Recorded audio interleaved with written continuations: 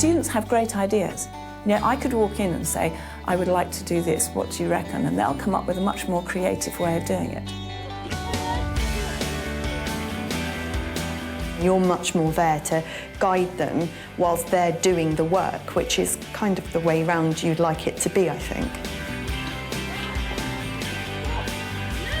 The best sort of example of that is you're walking down the corridor and you can hear the children have already started work before you get there, and actually walk in and they say, oh yes miss, well, we're getting on, sorry, I haven't got time to talk to you, which is great.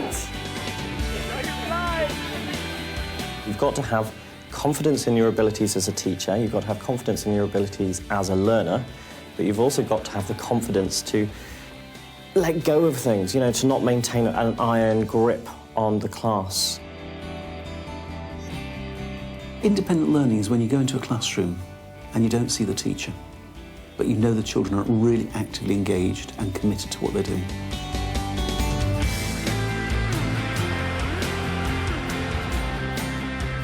Independent learning is becoming increasingly popular in schools, but for some subjects, such as maths and modern languages, introducing the techniques into the classroom can be more of a challenge. We have a problem in how do we deliver new language to students. The main thing is we find the kids can be quite passive sometimes, so they're just not very independent in their thinking. They're not able to sort of take what we're giving them and do something themselves with it, because inevitably the example of the new language has to come from us. As-tu? As-tu? As-tu? As-tu? As-tu des frères ou des sœurs? As-tu des frères ou des sœurs? The pronunciation has to come from us, and this is often, when we're trying to think about independent learning, this is often an issue we come up against, because it's really hard to give the students a really good model of the language without us delivering it.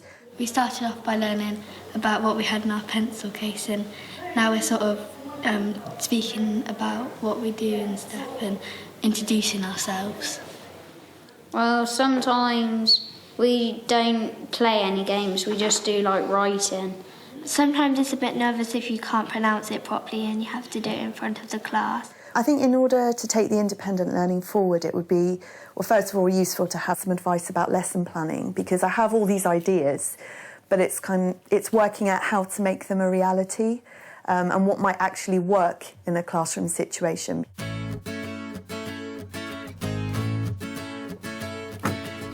Ex-head teacher and educationalist Jackie Beer advises schools on how best to implement independent learning techniques.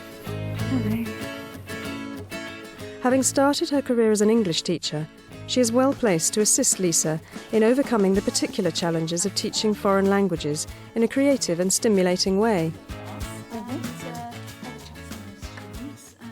I want to talk to you a little bit about the whole idea of independent learning and what it is and how we can perhaps move towards it generally. What do you feel are the challenges for independent learning? It's really quite difficult for us to sort of think of ways of delivering information to the students that don't involve the lesson being very, very teacher-led. Yes. And I think we often feel that we're just doing all the talking in the lesson, and it's really quite difficult to give the students the opportunity to participate more actively, I think. And more confidently, because one or two of them were saying that, you know, it's that confidence to speak the language and not feel that it's embarrassing. Exactly. What I was thinking about was, with languages, it's getting used to hearing your mouth saying weird things. Literally, to make up some gobbledygook language and almost like get the brain in that challenge, you know, sort of mode of, I don't mind being silly, I don't mind hearing my voice saying funny things, I want to go for it. So what I want to do now is just talk about how I think generally in independent learning, using competencies might be something that would help us. The things we might want them to develop then is their team working skills and their creative thinking skills, which might mean saying, right, we're going to take risks, we're going to be out of our comfort zone, we're going to be mad and crazy, but we're actually going to have ideas that are going to give you skills for learning in a creative way in the future. What I'm trying to get away from is the pencil case. Your pencil case. Yes, I know. I know that. What's in your pencil case sort of thing. Well, it's kind of obvious here it is. So one of the ideas would be that we could maybe have some kind of project. I don't know. I mean, you'd think of lots of different ideas, but the idea would be they would choose what they wanted to do in their group. They would earn points. They would then ultimately think about their performance, which would be their outcome, would be some kind of performance that uses the language to the class. Some of them might want to do a brochure, some of them could do a little film, some of them could do a song about the school, which we could record. They could do a play. Yeah. One of the things about this choice and challenge and collaboration and independent learning is that they've got to set their own challenge. It's not going to be an easy transition immediately, but the idea is to get them thinking, reflecting on that. So this very thing of handing over some responsibility to the kids to actually think, can I get there? Where am I going? What's it for? What's the journey I've got to take is really what we're trying to do. But that will take a little bit of time to get them into that sort of mode of thinking. I think it's made me feel more confident because I've sort of dabbled with bits and pieces before but never been really sure if I was on the right lines or not.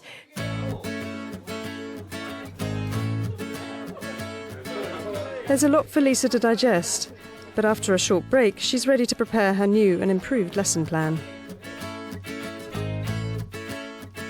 I'm feeling very excited about having a go at the lesson and just sort of interested to see how it's going to go and what the students' reaction is going to be. I'm going to move the tables around because at the moment it's not really conducive to group work, and I think I'm going to let them choose their groupings actually this time because I think that's quite important for the teamwork aspect. It's going to be a different lesson. It is quite a risk for them. They've got to do some stuff that really is above their level. So it'll be interesting to see how they find that and how they cope with that aspect of it, I think. We can sit anywhere. We can sit anywhere. We can sit anywhere. Ben, it has to be groups of 4, yeah? OK, right. Thank you. I'm going to read you something in English, which I don't do very often in French lessons, do I? But I am. OK? The Jabberwocky. 'Twas brillig, and the slithy toves did gyre and gimble in the wabe. All mimsy were the borogroves, and the mome rats outgrabe. Beware the Jabberwock, my son, the jaws that bite, the claws that catch. Beware the jujube bird, and shun the frumious bandersnatch. Working with a partner, you are going to have a conversation in a new language, which you and your partner are going to make up. Don't write anything down. This is a totally speaking activity, this first one. So, it's a made-up language, quietly. It's a conversation, no writing. And I need to hear the emotion. And you've got 5 minutes. Off you go.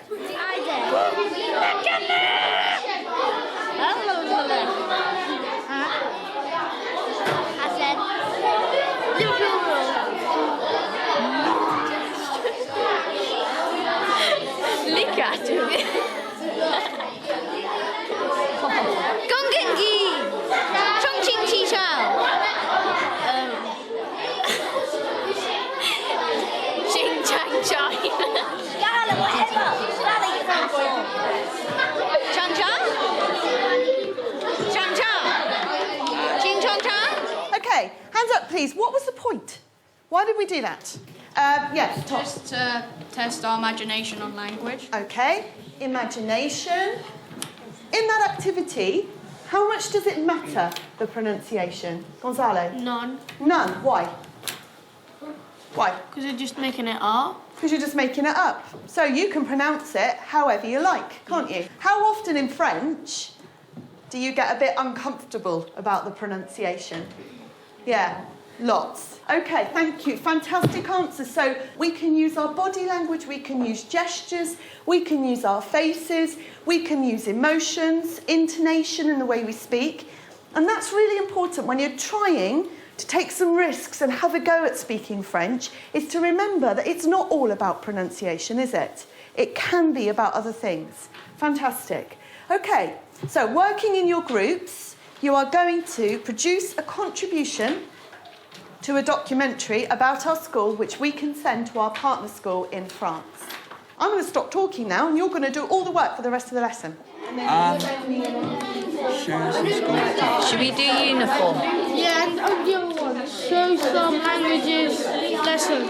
Yeah, definitely a rap song. We gotta do that. You two can do the music. I can do like the sound mixing, and Gonzalo can sing. Hey, that's good, isn't it? Why do I have to sing? Pretend to be teachers. And I can go. Like we could be students sat in the class and call it on the And you go, phone. Let it blow. Yeah, you got the best voice. No, I haven't. You have. Yeah. No, I haven't. My voice is breaking, so not very good for singing. My voice has broken. Yes, the Tom can't sing unless we're doing like gravel or something. No, I could sing. I could sing. You can sing. Yeah, let's not do that one. No, They only have to say their name. We've got 5 cards. In French. Script and act out. This person on the canteen. Okay, pens down. Right, so you've had a really good session there. I'd like you to just finish off these sentences about how you've worked today. So I feel I did really well at. Next lesson I would like to improve on. My target for next lesson will be 2. And homework. Set yourself for homework.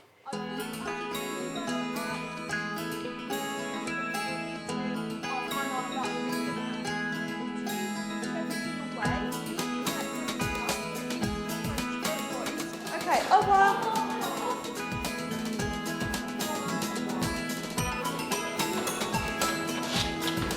With the lesson a success, it's time for Lisa to reflect on the implications of this new approach. I think in the long run, this kind of activity is actually time-saving for a teacher. It's not actually creating any more work. In fact, it probably creates a bit less work because there's more responsibility on the students actually doing the work and less on the teacher. And you're much more there to guide them whilst they're doing the work, which is kind of the way round you'd like it to be, I think. I've never set myself any homework before, only if the teachers set it for me. Usually we do more writing and it's like more boring. And this time when we did do writing, it was fun writing, not boring writing. Yeah, because you didn't have to copy it out, you actually got to put down what you thought about it. We like to have more lessons like the lesson we had today. I thought the groups gelled really well. Once I set them the task, I think they were really quick to get started. They were absolutely buzzing with loads and loads of ideas. And it was really nice to hear their voices rather than my voice, you know. And I think they've just gone out of the lesson with a real sense of like, this is what we need to do next. I'm really excited about just doing the task. And now that I feel I've got a format, I know how to plan another of these lessons. So I would know how to go about it next time. It wouldn't take me as long to plan.